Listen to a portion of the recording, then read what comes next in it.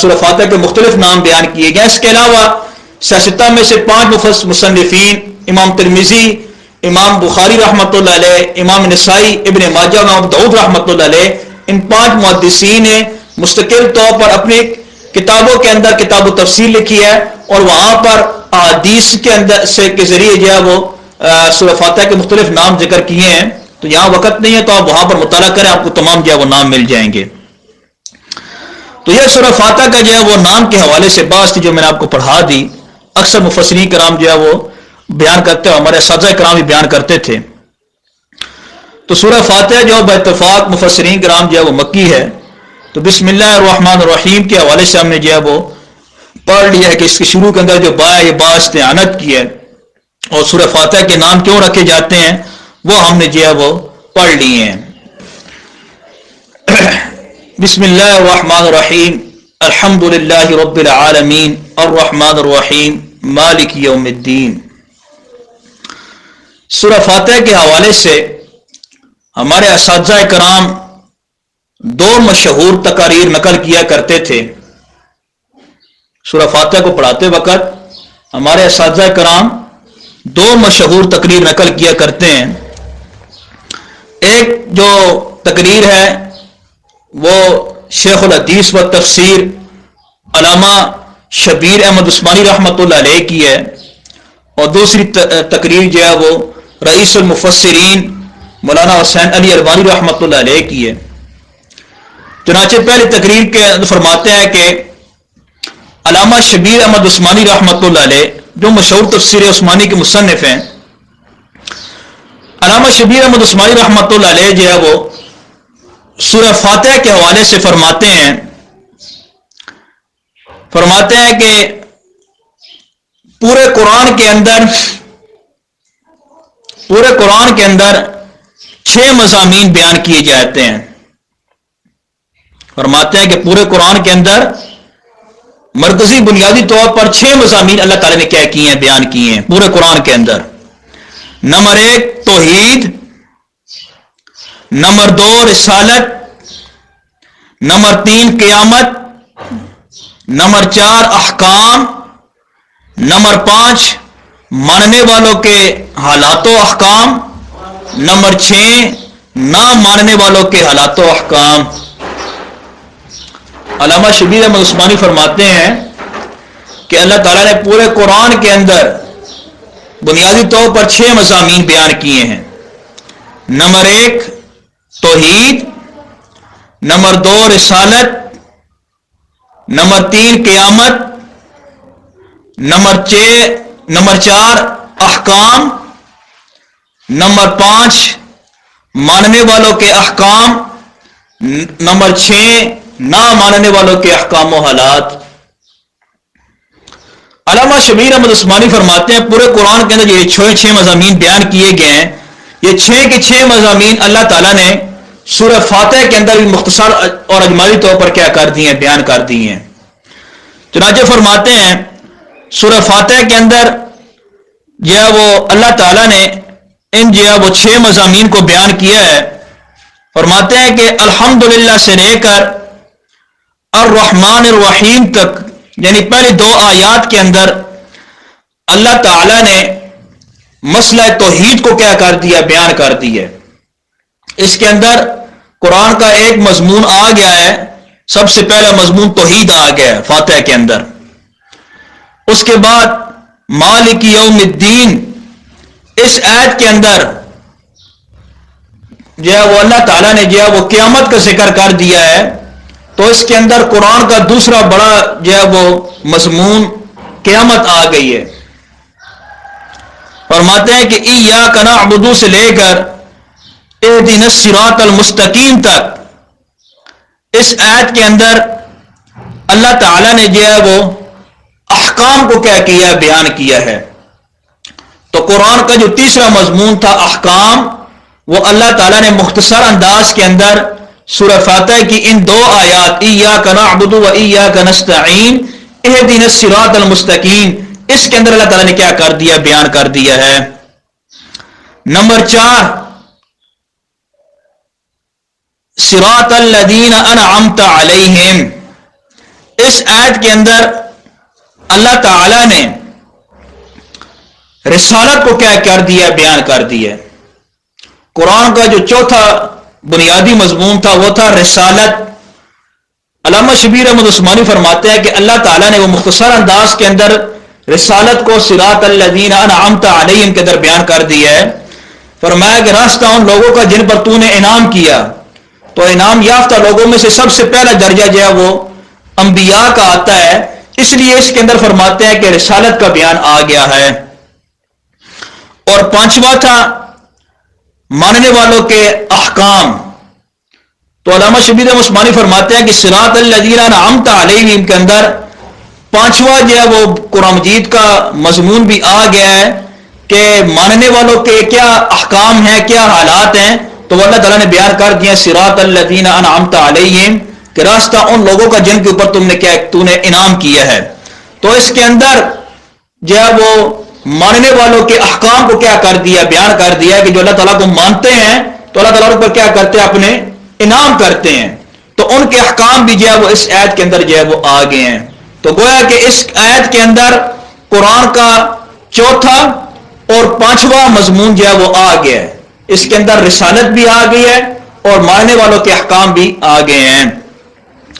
چھٹا اور آخری جو مضمون ہے علامہ شبیر احمد عثمانی فرماتے ہیں وہ تھا کہ نہ ماننے والوں کے احکام، کہ نہ ماننے والوں کے لیے کیا حکم ہے. وہ فرماتے ہیں کہ قرآن مجید کا چھٹا اور آخری جو مضمون ہے وہ سورہ فاتحہ کی اس آیت میں آ گیا غیر المغضوب علیہم ولا الضالین، کہ جو نہیں مانیں گے ان کے کیا احکام ہیں. تو فرمایا کہ اللہ تعالیٰ کا غضب ان کے اوپر نازل ہوا اور وہ کیا ہوئے، گمراہ ہوئے ہیں. اس کے اندر قرآن کا چھٹا مضمون جو ہے وہ مختصر انداز کے اللہ تعالیٰ نے کیا کر دیا، بیان کر دیا ہے. تو خلاصہ کلام کیا نکلا؟ علامہ شبیر احمد عثمانی رحمۃ فرماتے ہیں قرآن کے اندر بنیادی طور پر 6 مضامین بیان کیے گئے تھے. نمبر 1 توحید، نمبر 2 رسالت، نمبر 3 قیامت، نمبر 4 جو ہے وہ رسالت، نمبر 5 جو ہے وہ 5 ہے. نمبر 1 توحید، نمبر 2 رسالت، نمبر 3 قیامت، نمبر 4 جو ہے وہ ماننے والوں کے حالات، اور اس کے علاوہ جو ہے وہ آخری جو بیان کیا گیا ہے کہ نہ ماننے والوں کے جو ہے وہ حالات. تو یہ 6 اللہ تعالیٰ نے جو ہے وہ یہاں پر بیان کر دیے ہیں. نمبر 1 توحید، نمبر 2 رسالت، نمبر 3 قیامت، نمبر 4 احکام، نمبر 5 ماننے والوں کے احکام، اور نمبر 6 نہ ماننے والوں کے احکام.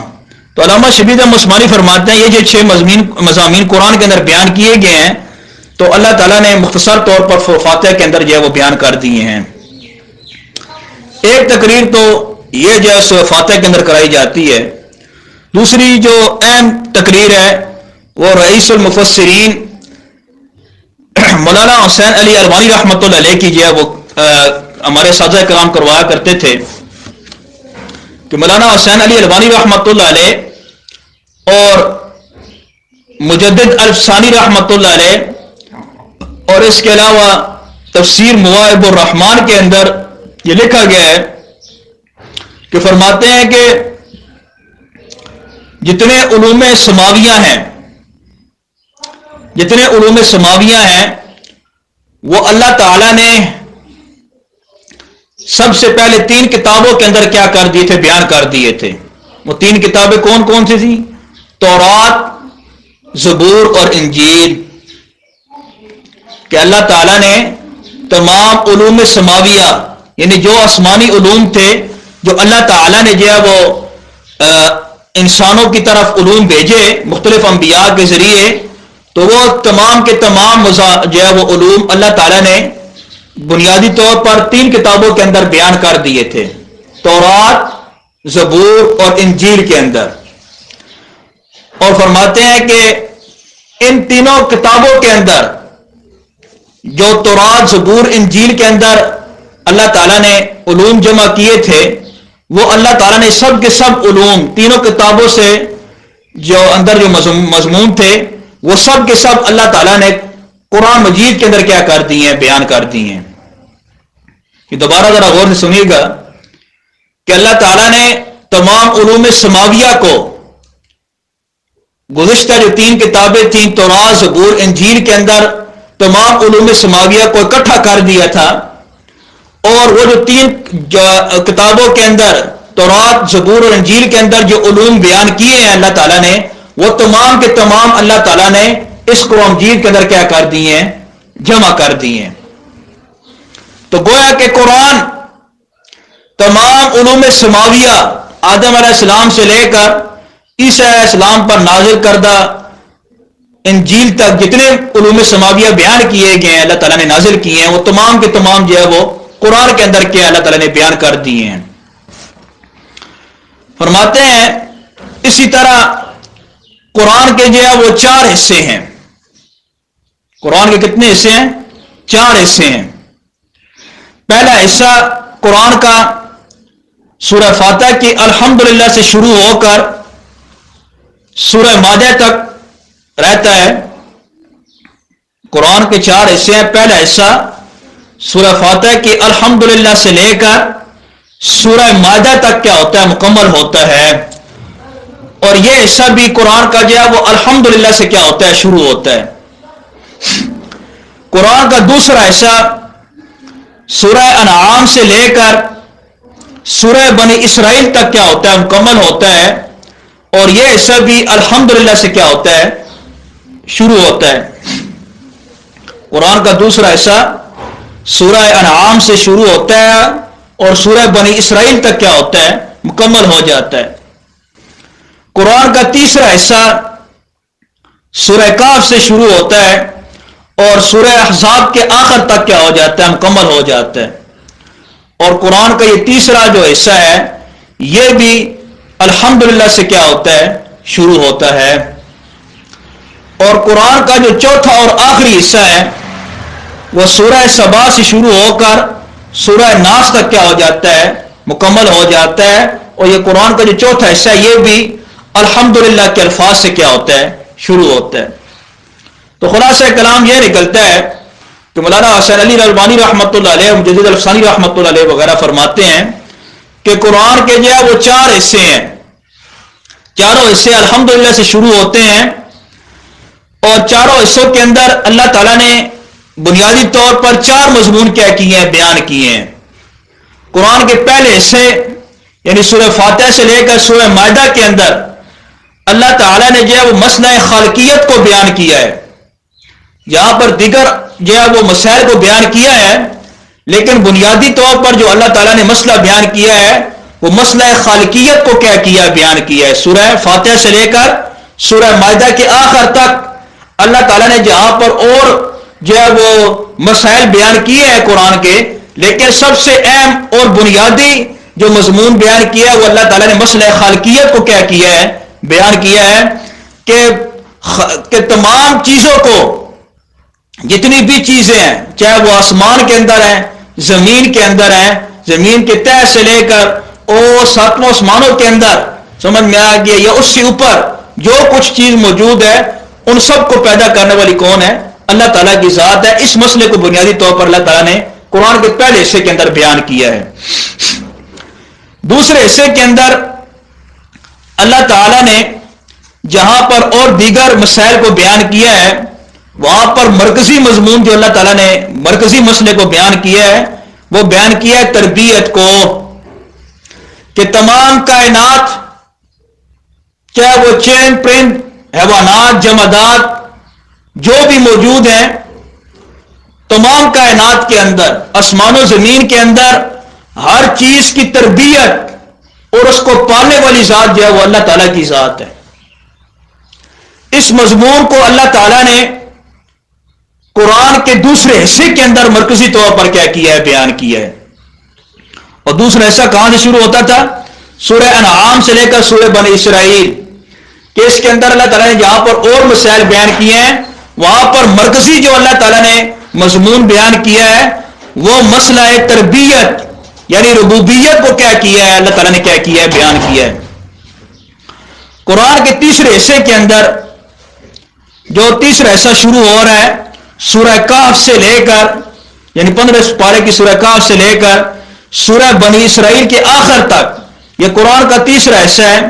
اس کے اندر اللہ تعالیٰ نے بنیادی طور پر جو مسئلہ بیان کیا ہے وہ مسئلہ بیان کیا متصرف فی الامور کا، کہ ان تیسرے حصے کے اندر جہاں پر اللہ تعالیٰ نے قرآن کے دیگر مسائل کو بیان کیا ہے، نماز، روزہ، زکوٰۃ، حج وغیرہ کو، اس کے علاوہ بنیادی طور پر جو اللہ تعالیٰ نے مسئلہ بیان کیا ہے وہ بیان کیا متصرف فی الامور کا.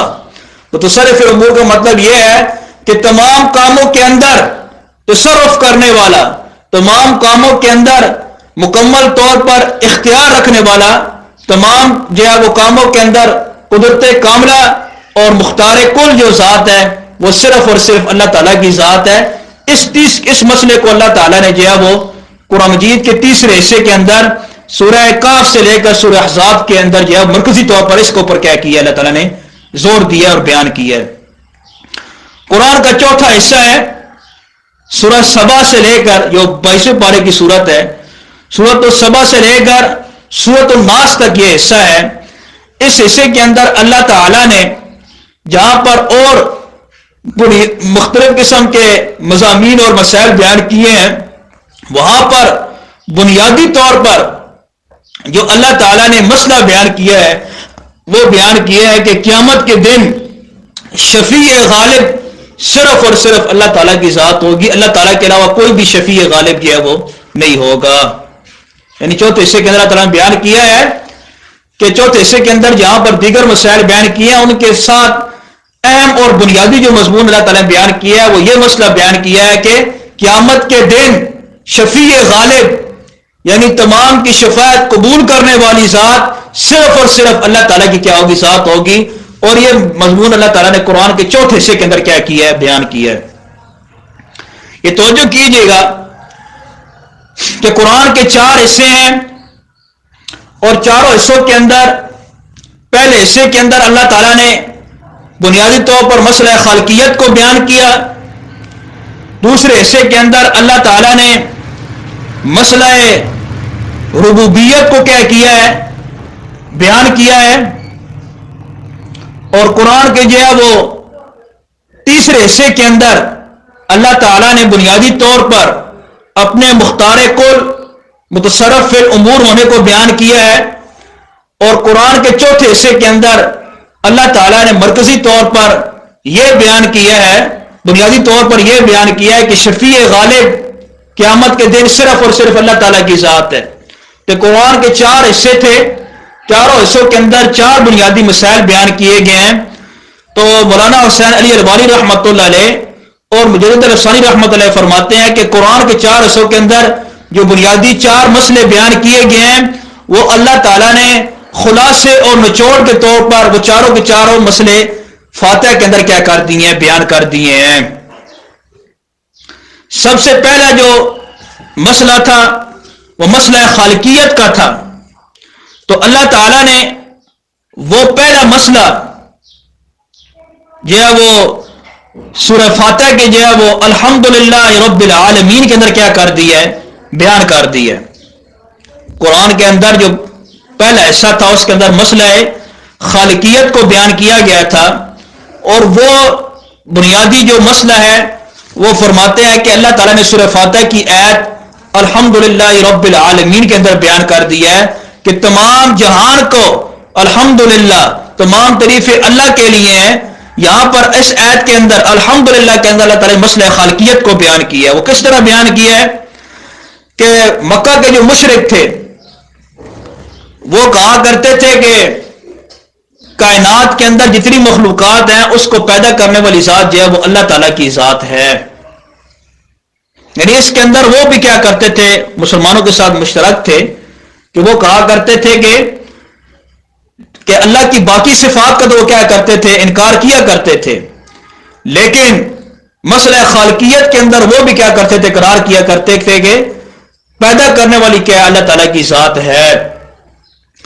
تو الحمدللہ کے اندر اللہ تعالیٰ نے جو ہے وہ مسئلہ خالقیت کو بیان کیا ہے کہ تمام تعریفیں اللہ کے لیے ہیں. کیوں کہ تمام چیزوں کو پیدا کرنے والی ذات کون ہے، وہ اللہ تعالیٰ کی ذات ہے. تو الحمدللہ کے اندر اللہ تعالیٰ نے جو ہے وہ مسئلہ خالقیت کو بیان کر دیا ہے، جو قرآن کے پہلے حصے کے اندر بنیادی طور پر بیان کیا گیا تھا۔ قرآن کے دوسرے حصے کے اندر مسئلہ ربوبیت کو اللہ تعالیٰ نے بنیادی طور پر بیان کیا تھا۔ تو مولانا حسین علی البانی رحمۃ اللہ فرماتے ہیں کہ دوسرے مسئلے کو اللہ تعالیٰ نے سورہ فاتح کے رب العالمین کے اندر کیا کر دیا ہے، بیان کر دیا ہے کہ فرمایا کہ تمام جہان کو پالنے والی ذات وہ صرف اور صرف اللہ تعالیٰ کی ذات ہے۔ تو اس کے اندر قرآن کا دوسرا جو مرکزی مضمون ہے وہ کیا آ گیا ہے، رب العالمین کے اندر جو ہے وہ آ گیا، مسئلہ ربوبیت وہ یہاں پر آ گیا۔ قرآن کے تیسرے حصے کے اندر بیان کیا گیا تھا کہ متصرف فی الامور یعنی مختار کل اللہ تعالیٰ کی ذات ہے۔ تو مولانا رحمۃ اللہ علیہ فرماتے ہیں کہ اس تیسرے حصے کو اللہ تعالیٰ نے جو ہے وہ الرحمن الرحیم کے اندر کیا کر دیا ہے، بیان کر دیا ہے۔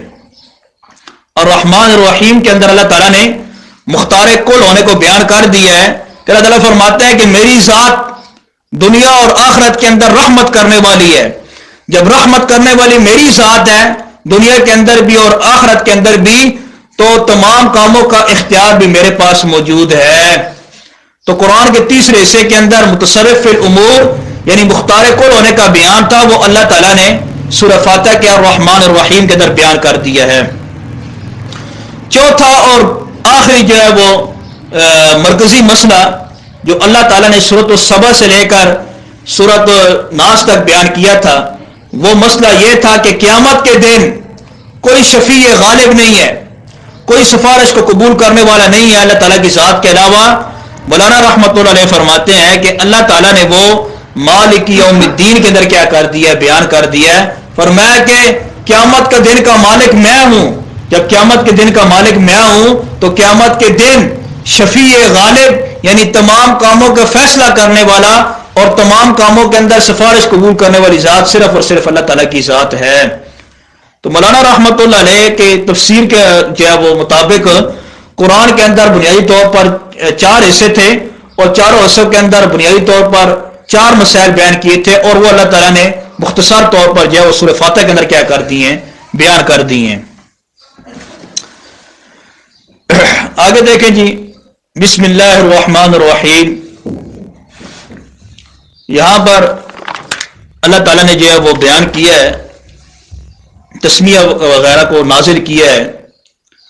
تو تسمیہ مستقل طور پر بھی قرآن مجید کے اندر نازل کی گئی ہے ہر سورت کے شروع کے اندر، اور اس کے علاوہ جو ہے وہ یہ قرآن مجید کا جز بھی ہے، جیسا کہ اللہ تعالیٰ نے سے پر فرمایا کہ انہ من سلیمان و انہ بسم اللہ الرحمن الرحیم۔ تو بسم اللہ قرآن مجید کا جز بھی ہے اور مستقل طور پر قرآن مجید کی آیت بھی ہے۔ آگے دیکھیں جی، بسم اللہ الرحمن الرحیم۔ اللہ تعالیٰ نے جو ہے وہ بسم اللہ الرحمن الرحیم کے اندر جو ہے وہ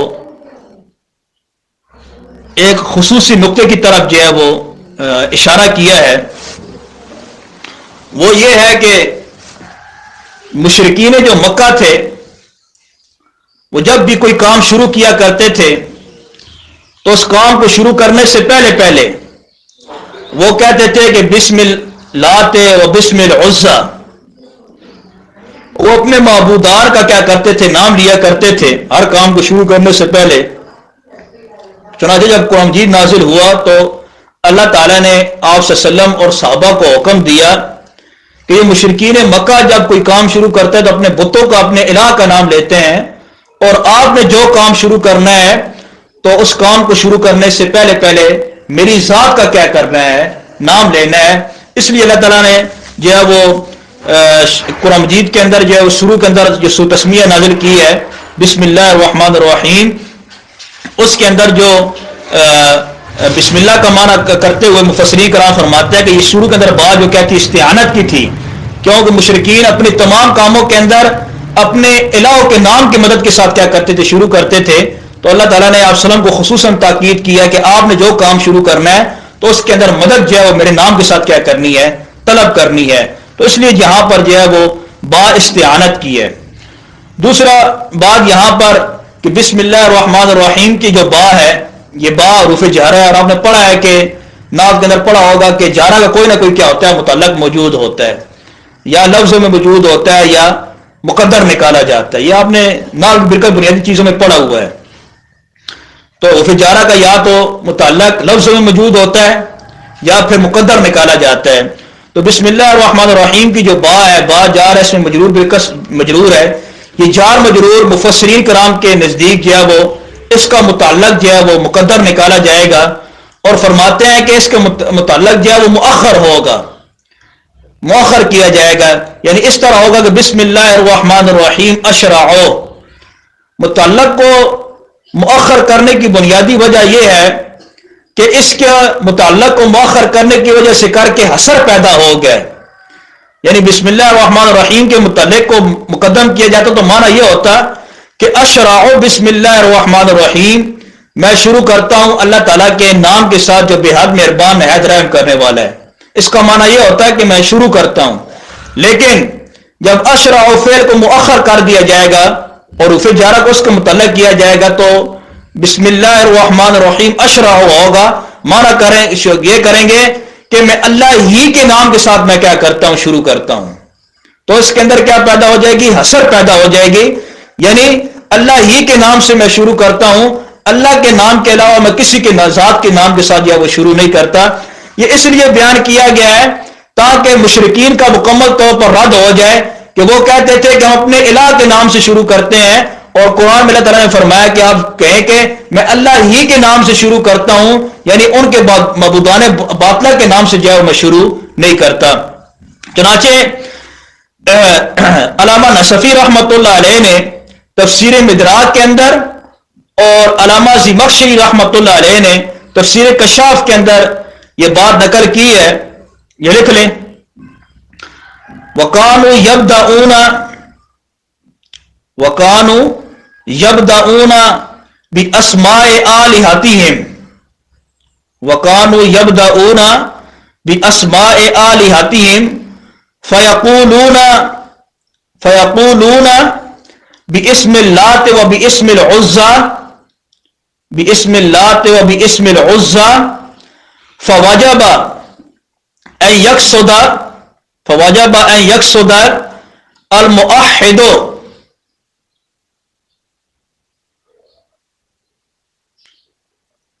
معنی اختصاص اسم اللہ عز و جل بالابتداء.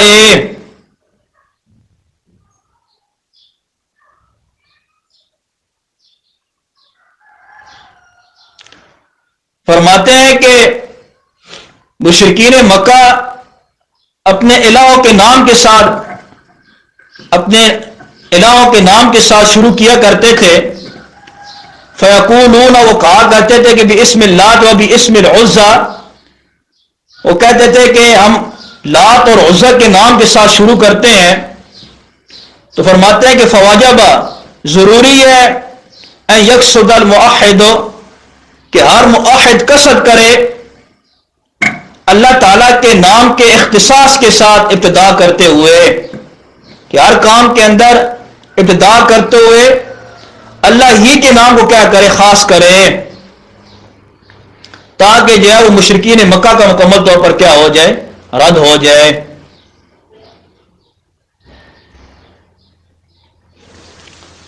تو اس لیے جو ہے وہ بسم اللہ الرحمن الرحیم کے اندر جو ہے وہ اللہ تعالیٰ نے جو ہے وہ اس کے اندر مفسرین کرام فرماتے ہیں کہ با استعانت کی رکھی ہے تاکہ یہ بات معلوم ہو جائے کہ مدد طلب کرنے کی اجازت صرف اللہ تعالیٰ کی ہے. دوسرا دیکھیں جی، الحمدللہ رب العالمین، کہ تمام تعریفیں صرف اور صرف اللہ ہی کے لیے ہیں. الحمدللہ رب العالمین، تمام تعریفیں اللہ ہی کے لیے ہیں. یعنی اس کے اندر اللہ تعالیٰ نے قرآن کا پہلے حصے کا جو مرکزی مضمون تھا، مسئلہ خالقیت کو کیا کر دیا ہے، بیان کر دیا ہے. الحمدللہ اس کے اندر جو ہے وہ معنی یہ کریں گے کہ تمام کی تمام تعریفیں صرف اور صرف اللہ تعالیٰ ہی کے لیے ہیں.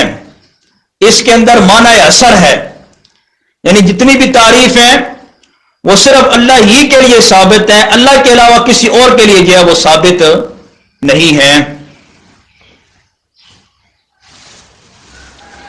الحمدللہ کے اندر ایک بات کرائی جاتی ہے کہ الحمد کے شروع کے اندر جو الف لام ہے یہ کس معنی کے اندر ہے؟ الحمدللہ کے شروع میں جو لام ہے یہ آیا کس معنی کے لیے جو ہے وہ لایا گیا ہے؟ تو مفسرین کرام فرماتے ہیں کہ الحمدللہ کے شروع میں جو الف لام لایا گیا یہ لام جنس کا ہے۔ الحمدللہ کے شروع میں جو الف لام لایا گیا یہ لام جنس کا ہے۔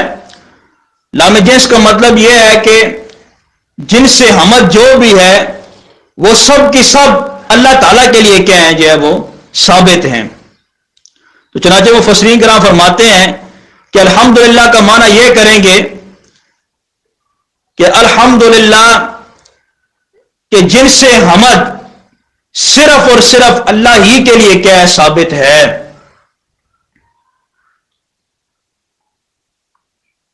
اب یہاں پر غور کیجئے گا کہ الحمدللہ کے جو لفظ الحمد مبتدا ہے، للہ اس کی کیا خبر ہے، اور یہ جملہ اسمیہ ہے۔ علماء جو ہے وہ معانی فرماتے ہیں کہ جملہ اسمیہ جو ہوتا ہے یہ دوام پر کیا کرتا ہے، دلالت کرتا ہے۔ جملہ اسمیہ جو ہوتا ہے کس پر دلالت کرتا ہے؟ دوام اور ہمیشگی پر دلالت کرتا ہے۔ تو الحمدللہ کا معنی کرتے وقت یہ بیان کریں گے کہ الحمدللہ کہ جن سے حمد، یہ معنی لکھ لیں، جن سے حمد ہر حامد سے ہر زمان میں ہر مکان میں ثابت جو ہے وہ جن سے حمد خاص اللہ تعالی کے لیے۔ الحمدللہ کا معنی کیا کریں گے؟ جن سے حمد ہر حامد سے ہر زمان میں ہر مکان میں ثابت جو ہے وہ جن سے حمد تو خاص اللہ تعالی کے لیے۔ تو کیونکہ الحمدللہ کے شروع میں جو الف لام جنس کا ہے اس لیے معنی کے اندر بھی جنس حمد کا لحاظ رکھیں گے، اور الحمدللہ جملہ اسمیہ ہے، اس کے اندر دوام ہے، اس لیے اس کا معنی کرتے ہوئے ہم کہیں گے کہ ہر حامد سے ہر زمان میں ہر مکان میں، یعنی اس کے اندر جو ہے وہ ہمیشگی اور دوام کا معنی کیا ہے موجود ہے۔ اور اس کے معنی کے اندر ہم نے کیا ہے کہ خاص اللہ تعالیٰ کے لیے، جو خاص والا معنی کر رہے ہیں نا اس کو حصر کہا جاتا ہے کہ خاص اللہ کے لیے ہے، اس کے اندر حصر ہے۔ حصر کا مطلب ہوتا ہے کہ ایک چیز کو دوسری چیز کے ساتھ کیا کر دینا، خاص کر دینا کہ وہ اسی چیز کے اندر پایا جائے، اس کے علاوہ کسی اور کے اندر نہ پایا جائے۔ تو الحمدللہ کے معنی کے اندر حصر ہے، اور اس کے اندر دو بنیادی وجہ مفسرین کرام بیان کرتے ہیں۔ ایک وجہ یہ ہے کہ الحمدللہ کے معنی کے اندر حصر اس وجہ سے کر کے ہے کہ الحمد کے شروع میں جو الف لام ہے یہ معرف باللام لام جنس کا ہے، اور نحو کا قاعدہ ہے کہ جب علم المعانی والے فرماتے ہیں کہ یہ قاعدہ یہ ہے کہ اگر مبتدا کے شروع میں الف لام آ جائے، لام تعریف کا آ جائے، تو وہ مبتدا خبر کے ساتھ کیا ہوتا ہے، بند ہوتا ہے۔ قاعدہ کیا بیان کیا علماء بلاغہ نے کہ اگر مبتدا کے شروع میں الف لام آ جائے تو وہ مبتدا خبر کے ساتھ کیا ہوتا ہے، خاص ہوتا ہے۔ کیا مطلب کہ مبتدا کا جو معنی ہے، جو خصوصیات مبتدا میں پائی جاتی ہیں وہ صرف اور صرف خبر کے ساتھ خاص ہوتی ہیں، خبر کے علاوہ کسی اور میں جو ہے وہ موجود نہیں ہوتی۔ تو غور کریں، الحمد کے شروع میں الحمد مبتدا ہے، للہ اس کی خبر ہے۔ الحمد کے شروع میں الف لام تعریف کا آیا ہوا ہے جو لام جنس کا ہے، تو اس کا مطلب یہ ہے کہ جو حمد ہیں وہ صرف اور صرف اللہ ہی کے ساتھ خاص ہیں، اللہ کے علاوہ کسی کے لیے جو ہے وہ ثابت نہیں ہیں۔